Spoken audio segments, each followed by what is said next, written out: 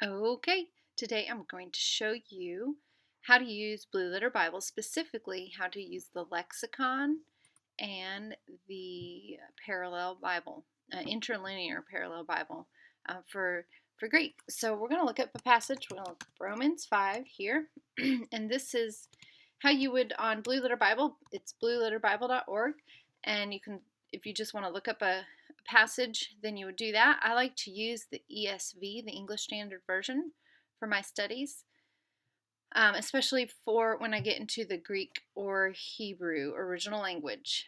It is more of a word for word translation instead of leaning more towards a phrase by phrase or a paraphrase. So it is better for a Greek or Hebrew type study.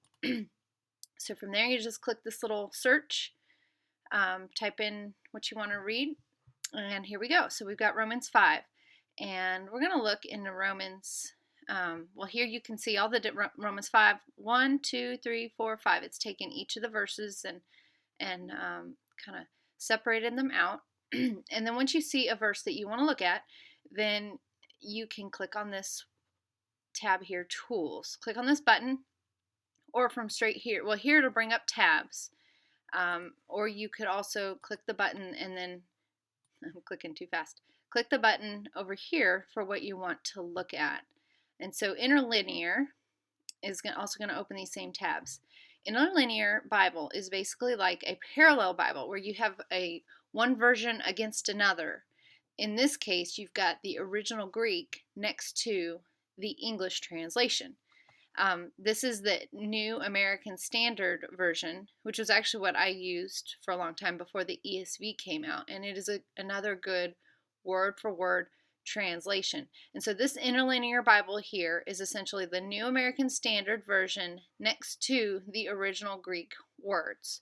So, nevertheless, death reigned from Adam until Moses, even over those who had not sinned in the likeness of the offense of Adam. So here you see the verse, and then here is the Greek word. So when your first step in the Focus 15 Greek study is to decide which word you want to look up. So you can just look through here and just pick a word that stands out to you. There's no right or wrong. I mean, you could look up every single one of these, but for sake of time, you want to try to, if you do have a limited time, you want to look at the words that kind of stand out to you or maybe are repeated or seem like they are very important to the verse. So we'll look up reigned. So we're just going to click, if you click this word, reigned, what it's going to do is not necessarily what you want to do in your next step for the Greek study, but I want to show you what happens if you click that. It's going to show you everywhere this word reigned is used in the ESV. That's not necessarily the same Greek word. In fact, here we've got Genesis 36:31, so that's going to be Hebrew. So there's going to be some relation because they've ultimately been translated to the same English word. So the word reigned shows up in 165 times in 154 verses in the ESV. So this number 165 is going to change depending on the translation that you look at. But that is not necessarily going to help. It can help as you read there, because then you can see where else reigned is in the Bible, and you could really go and do a fun kind of rabbit trail on that word in the Bible.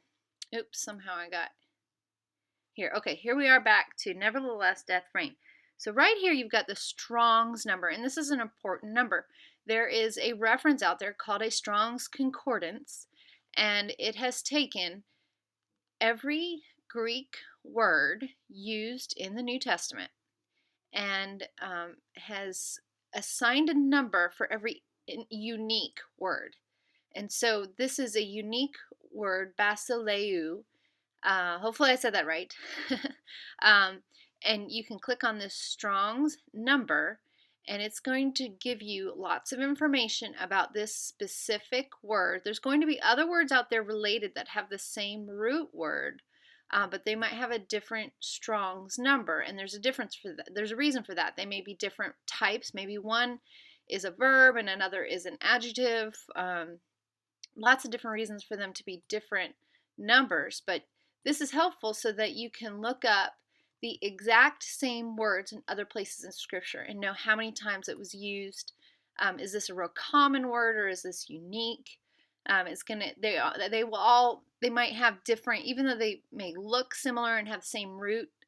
They may have a different meaning. So this is Strong's G. That's for Greek 936. So there is a Strong's Concordance for Hebrew as well, and those numbers are going to start with an H.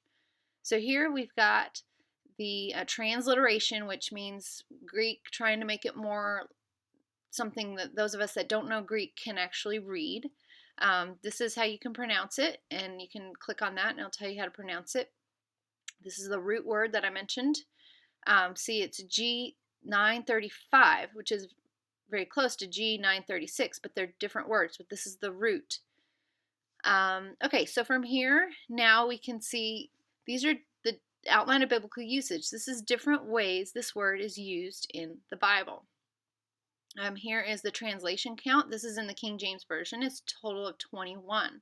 And so again, this number is going to change depending on the resource that you use and what translation they're talking about. But it doesn't matter if you have 21 or 22 or 20. It's not a test to fill in the blanks. It's just getting an idea of, the more you study things, you're going to see some things are in the hundreds, and then you might find something that only has been used once or twice, or is maybe only been used 10 times, but almost all of the uses are in the same book or passage that you are reading. And so that just gives you a fuller understanding of the importance of the word.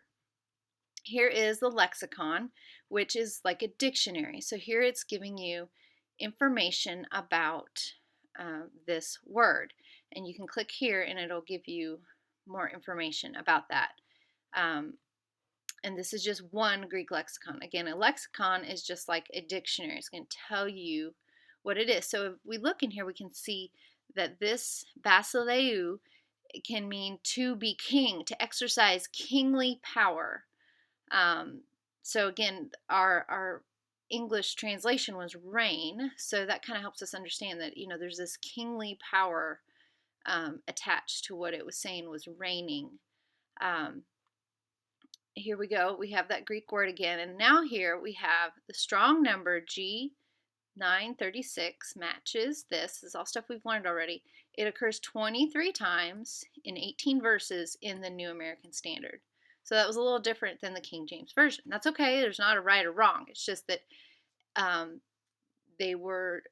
there are certain Greek words that can be translated in more than one different English word, which is why we have so many different translations of the Bible.